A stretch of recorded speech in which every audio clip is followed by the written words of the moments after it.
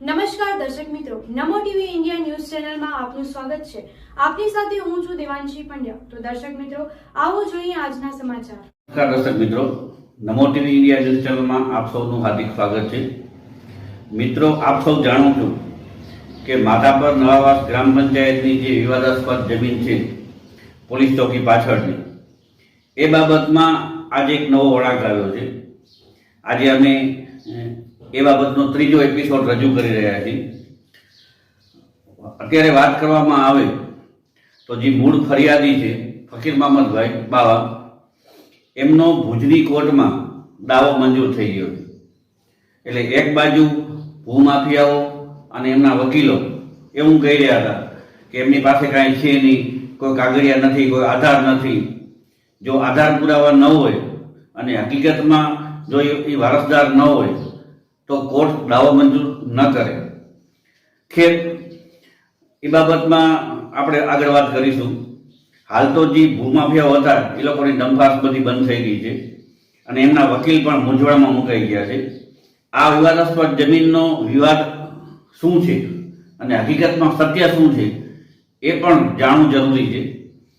મિત્રો, આ જમીન રાજાશાહી વખતમાં ફરિયાદીના વડીલોએ લીધી હતી.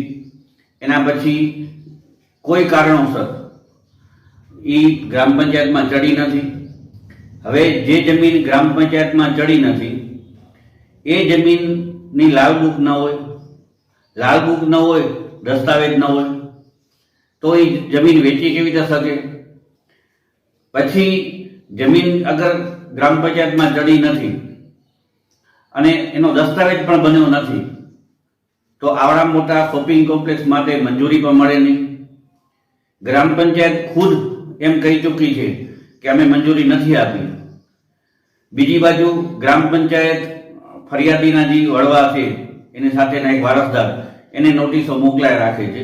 હકીકતમાં સૌ કોઈ જાણે છે કે ભૂમાફિયા કોણ છે અને બાંધકામ કોણ કરી રહ્યું છે. તો પછી એ લોકોની નોટિસ ગ્રામ પંચાયત શું કામ નથી આપતી?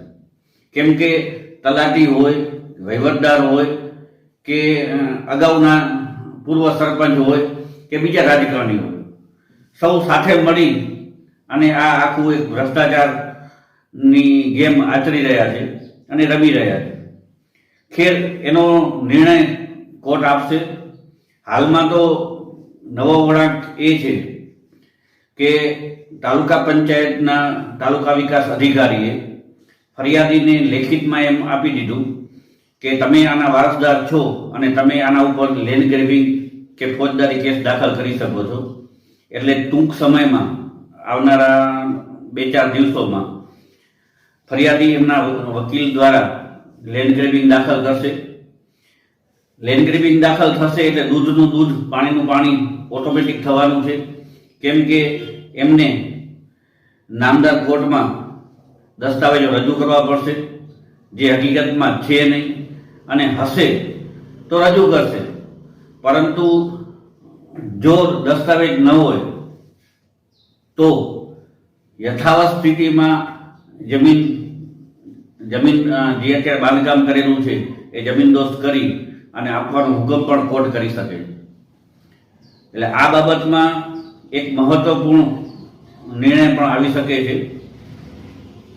હાલમાં તો આ બાબતમાં ફરિયાદી છે ફકીર મામદભાઈ બાવા, એ શું કહી રહ્યા છે અને અમારા નમો ટીવીના સલાહકાર, ભુજના જાણીતા પ્રબુદ્ધ નાગરિક અને એક્સપર્ટ એવા ઈશ્વરભાઈ દાદલાણી એ પણ શું કહી રહ્યા છે, આવો જોઈએ એમના શબ્દોમાં. એમાં સાહેબ એવું છે કે માધાપર સેલોવાવાળી જે જમીન છે વિવાદાસ્પદ, અમે અમારી વાસોની લડાઈ ચાલુ છે કાયદાકીય રીતે અને અમે નામદાર કોર્ટમાં ગયા છીએ. ત્યાં અમને 2/2/2024 તારીખ હતી. તો નામદાર કોર્ટે અમને સાંભળ્યા છે અને અમારો દાવો એક્સેપ્ટ કર્યો. દાવા નંબર છે 7/2024 અને મનાઈ હુકમની અમે અરજી કરેલી છે. સામેવાળાઓ હજી એ લોકોનો એડવોક રજૂ થયો છે એટલે દલીલ કરી અને બીજી તારીખના અમને મનાઈ હુકમ મળશે એવી અમને ન્યાયમાંથી પૂરેપૂરો ભરોસો છે.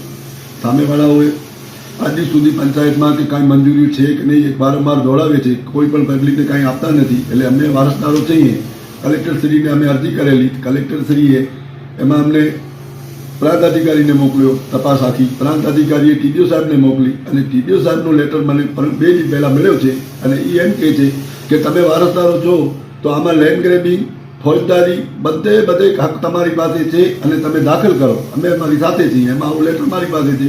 એટલે અમારી પહેલી એ અપેક્ષા હતી કે પહેલી ન્યાયિક રીતે કોર્ટમાં જઈએ, દાવો દાખલ કરી લઈએ અને મનાઈ હુકમ લઈએ. અને હવે ફોજદારી અને જે પણ લેન્ડ ગ્રેબિંગ અથવા જે પણ આમાં નિયમ અનુસાર કાર્યવાહી થશે એ રમેશ ઓરા તથા જે પણ એના હડતા મળતા જે છે એમાં ભૂમાફિયા તરીકે જે લેખાય કે આ લોકો પાસે કંઈ છે નહીં અત્યારે અને એ બધાને દોડાવે છે. વારસો ખોટા છે, આ ખોટો તો તંદન પોતે ખોટા છે.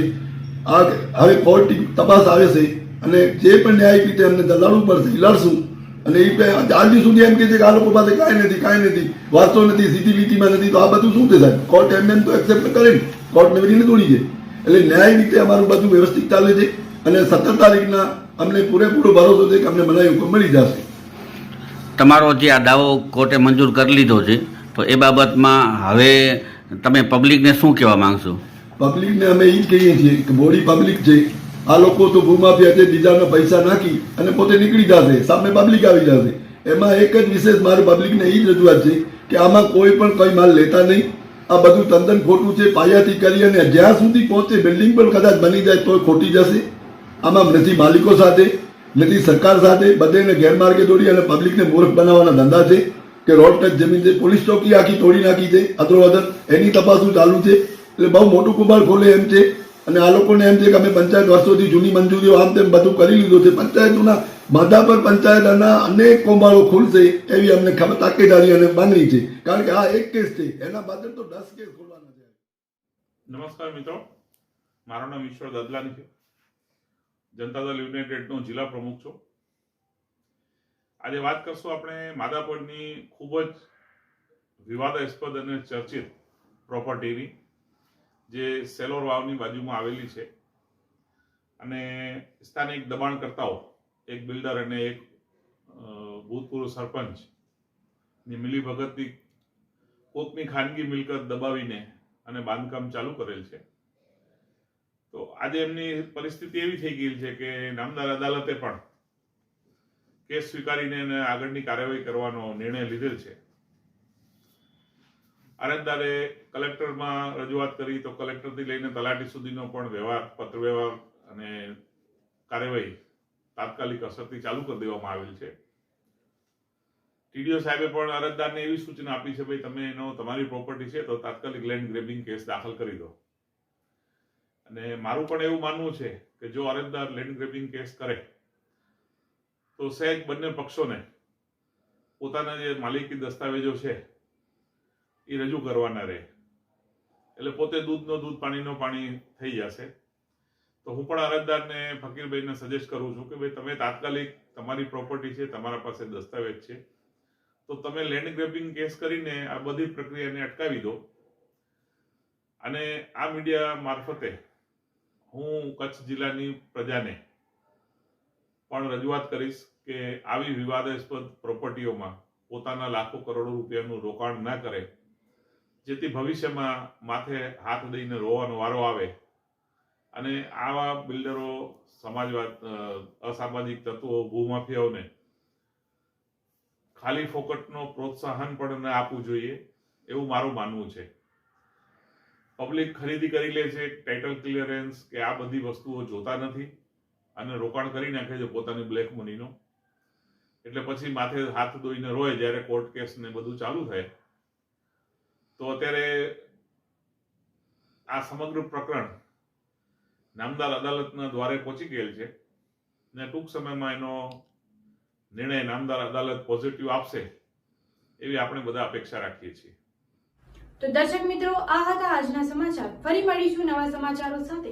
ત્યાં સુધી રજા આપશો. નમસ્કાર.